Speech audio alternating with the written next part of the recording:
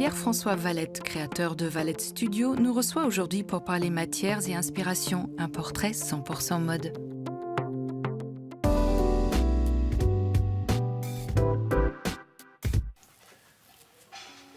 J'habille un homme et une femme, j'habille une personne surtout, j'habille une attitude, j'habille un état d'esprit, plus qu'un homme, j'habille une personne qui travaille, qui vit, une personne plus citadine, c'est sûr, sophistiquée. Amoureux du tailleur, des lignes fluides et oversize, le vestiaire androgyne de Pierre-François Valette dépasse les codes du genre. Le lauréat du concours Yves Saint Laurent 2019 lance un an plus tard Studio Valette, une marque à l'esprit couture et à l'identité affirmée. J'aime les lignes très sharp, très claires, très organisées. En même temps, on arrive à des looks parfois un peu farfelus par les imprimés, le look dans sa globalité. Je ne fais pas des full look tailleur par exemple, j'aime mixer les pièces. C'est aussi ce que je suis quelqu'un de très organisé, extrêmement maniaque. Mais en même temps, j'ai un côté très fantasque et farfelu. Une personnalité fantasque et avant tout débordante d'idées que Pierre-François puise dans le domaine des arts. Je fais beaucoup de recherches d'images, c'est-à-dire que j'ai une idée, un thème, alors qui se file de collection en collection, les années 80, toujours un état d'esprit, un courant artistique, là l'art optique, là le constructivisme, là Egon.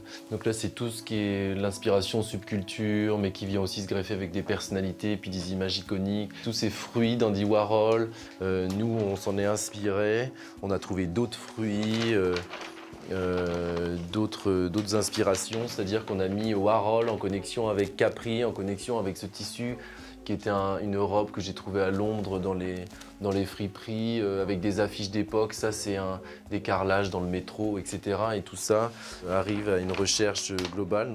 Imprimé camouflage, fleuri ou encore inspiré de tapis berbères, Pierre-François compose à l'envie des silhouettes élégantes.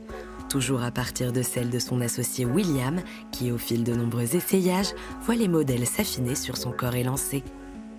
C'est pas mal, non, avec le serre-truc, là. C'est pas la même couleur, mais personne ne va le voir. C'est vrai qu'il y a beaucoup d'attention portée aux détails sur les essayages. Pierre-François me passait beaucoup de temps sur les essayages. Donc c'est des moments toujours plaisants, où on aime chercher, trouver de nouveaux détails. C'est des événements auxquels on se sent très bien, on est libre de bouger, de mouvement. C'est très confortable, et tout en gardant ce côté bien fait. Bon, ça va, du coup, tu t'en sors? I think it's good. No? You don't like here?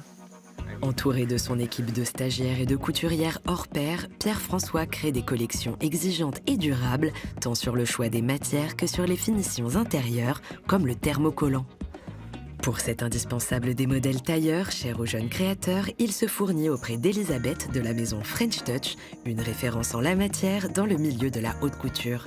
C'est pour ton col de chemise Ça, ou c'est qu'est-ce une qu'on... chemise. Bon, et tu m'as dit que tu la voulais souple. Et c'est quoi la référence du 2056 éco-responsable? C'est du polyamide, bistretch, mais on a la petite sœur en version biosourcée, donc à base d'huile de ricin. Et tu te souviens, l'avantage de ces matières éco-responsables, c'est qu'on a aussi remplacé les cols. Ce qui est très important pour moi, c'est de travailler autour du tailleur, ou en tout cas des basiques tailleurs qu'on emmène vers autre chose, de plus moderne.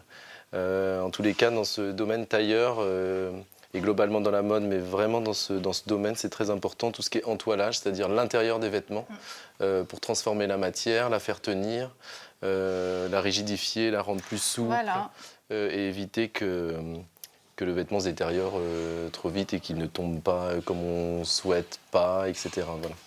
Et qui durabilité, c'est pas seulement durable dans le temps avec les entretiens, etc., mais aussi durable dans le sens de éco-responsable, et parce que nous avons une très grande gamme aujourd'hui de produits recyclés et biosourcés.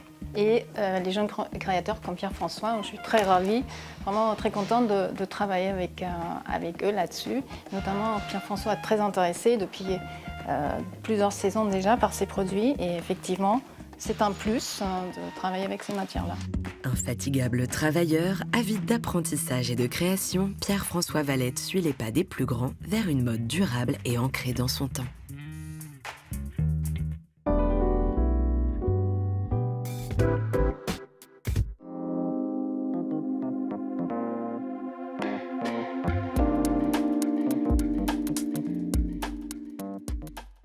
Bonjour Pierre-François. Bonjour.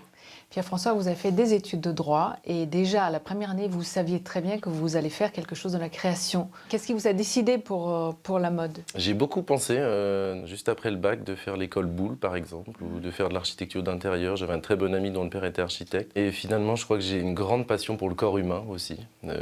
Habiller le corps humain, c'est quelque chose de très complexe, qui est très différent de l'architecture d'intérieur. C'est aussi quelque chose d'artistique. On peut exprimer une émotion, une idée, un univers dans ces deux domaines. Mais je crois que finalement, le vêtement était quelque chose de très important pour moi. Déjà, depuis tout petit, je me fabriquais des petites mitaines, une période Jackson, tout le monde l'a eu, etc. C'était vraiment quelque chose auquel j'étais très sensibilisé. Ma mère aussi. Elle vous a prêté sa machine à coudre, c'est ça? Exactement, elle me l'a donnée. Soutenu. Elle me l'a donnée. Et comme elle dit, j'ai 2 filles et un fils et j'ai donné ma machine à coudre à mon fils. Et je l'ai toujours, elle est là. Et c'est quelque chose que je garde très précieusement. Et oui, elle m'a toujours soutenu. Vous avez été soutenu notamment par Isabelle Marant, qui vous a donné beaucoup confiance en vous, parce que c'est très important quand on débute, que quelqu'un vous dise « vas-y, c'est bien ce que tu fais ». Alors moi, je suis arrivé à Paris, j'ai fait la chambre syndicale de la couture parisienne, qui maintenant fusionne avec l'IFM. Et en 2e année, j'ai trouvé un stage chez Isabelle Marant.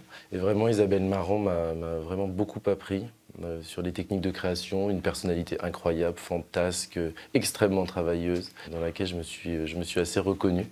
Et c'est vrai qu'après, j'avais plus du tout envie de retourner à l'école. J'y suis quand même retourné 2 ans et ensuite je suis arrivé chez Saint Laurent où j'ai appris d'autres choses, où j'ai rencontré d'autres gens qui m'accompagnent encore maintenant. Alors justement, en 2019, vous avez gagné le prix de la Fondation Saint Laurent et c'est par la suite que vous avez décidé de vous lancer. Les studios Saint Laurent m'ont conseillé de le faire. Au départ, l'idée c'était de faire une collection. C'était pas de lancer un empire de mode, ça n'a jamais été...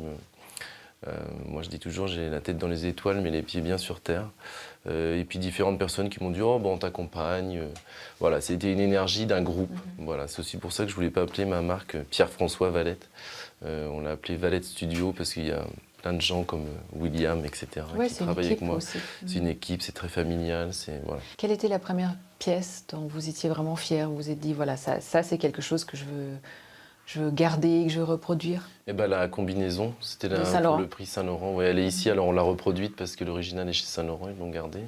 Mais elle est ici, ouais, c'était une combinaison inspirée des artistes constructivistes, l'art soviétique, qui était très géométrique, avec des lignes très droites. Pierre-François, on remarque chez vous une vraie fluidité entre les lignes, hommes et femmes peuvent les porter, pareil, mais on va également du streetwear à quelque chose qui s'apparente vraiment à la couture. C'est quelque chose que vous recherchez. C'est quelque chose sur lequel j'ai commencé à travailler déjà à l'école. Mon idée, c'était de redonner vie un peu à ces vêtements tailleurs qui font un peu peur, la chemise qui étrangle, le pantalon à pince, on n'ose pas bouger dedans, mais ça que le dimanche ou pour les grandes occasions. En fait, non, avec un choix de matière, maintenant on fait des très belles matières, avec des laines très sportives, avec de l'élastane, etc., avec des volumes très larges. Je pense qu'il y avait quelque chose à faire là-dessus. Et après, c'est vrai, homme-femme, moi, tous les vêtements sont faits sur un homme, mais avec un corps assez particulier, ce qui fait que un 40 sur lui va sur une femme de 50 ans aussi. C'était pas mon idée de faire homme ou femme. Je pense que le vêtement maintenant ça tourne assez. L'idée, les gens veulent plus avoir un look, les gens veulent être confortables, les gens veulent plaire et se plaire aussi. Il y a ça dans le vêtement. Donc je me fixe pas trop de limites sur tout ça. C'est-à-dire que dans la mode, on fait, on défait, on refait toujours mieux. Et ce qui importe, en fin de compte, c'est la création, c'est de continuer à créer tout le temps, c'est ça? C'est vrai que la création, c'est quelque chose qui ne s'arrête jamais, c'est quelque chose qui arrive à tout moment, dans la rue, qui change selon les jours aussi, selon les humeurs. Je crois que c'est vraiment une grande place de liberté surtout. Merci beaucoup. Merci à vous.